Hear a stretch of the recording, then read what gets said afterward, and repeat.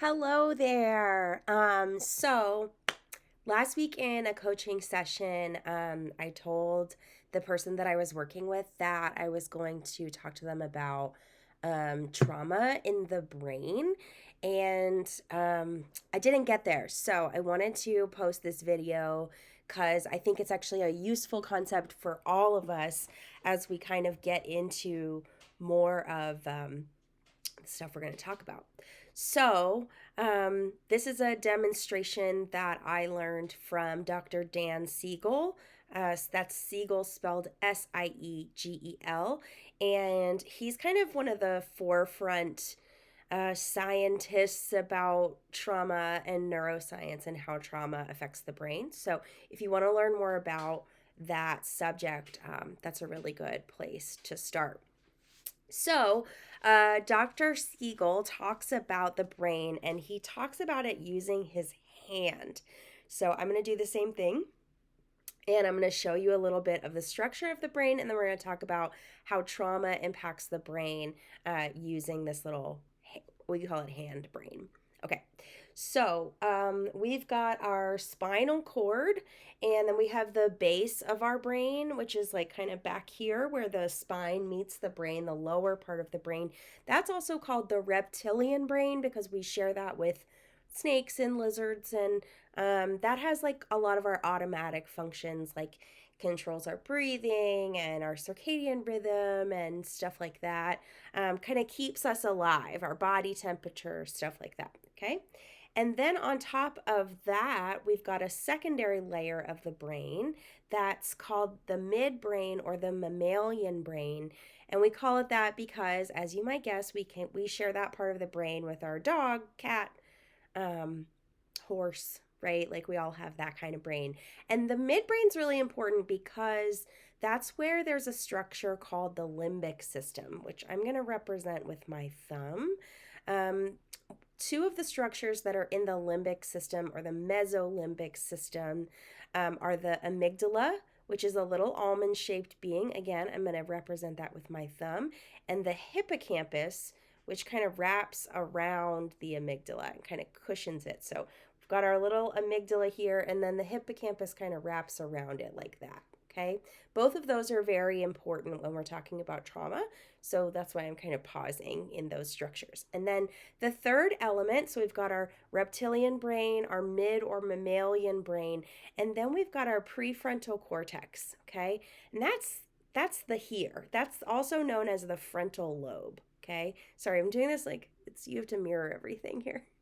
My prefrontal cortex is going. All right, so we've got the prefrontal cortex or the frontal lobe. Now, this is the part of the brain that is the last to develop. In fact, on average for female-bodied humans, the age is 26, which is why most of us in our adolescence and early 20s are like acting a fool, right? Because we don't have a full brain yet. Or why my high school biology professor used to call us teenagers subhumans. Because we didn't have a frontal lobe. For male bodied individuals, they're looking at more like 28 or 29 before their frontal lobe fully develops. And there's a lot of reasons for that, but I won't go into that now.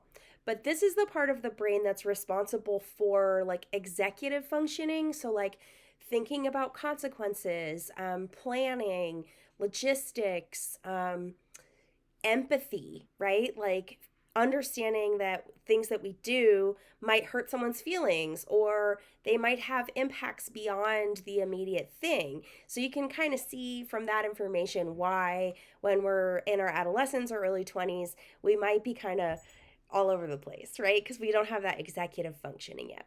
Okay, so let's talk about trauma. So when we experience trauma, we go into one of the things that happens is that there's information coming in, right? And when we're not being traumatized, it comes in and it goes through the frontal lobe and into the midbrain. And then the amygdala, which is like the traffic director, says, okay, we're safe. This is safe information. We can send it up to the frontal lobe for executive function meaning and analyze it, think about the consequences. What would Nietzsche say, right? Like we can really think about it in a really executive way.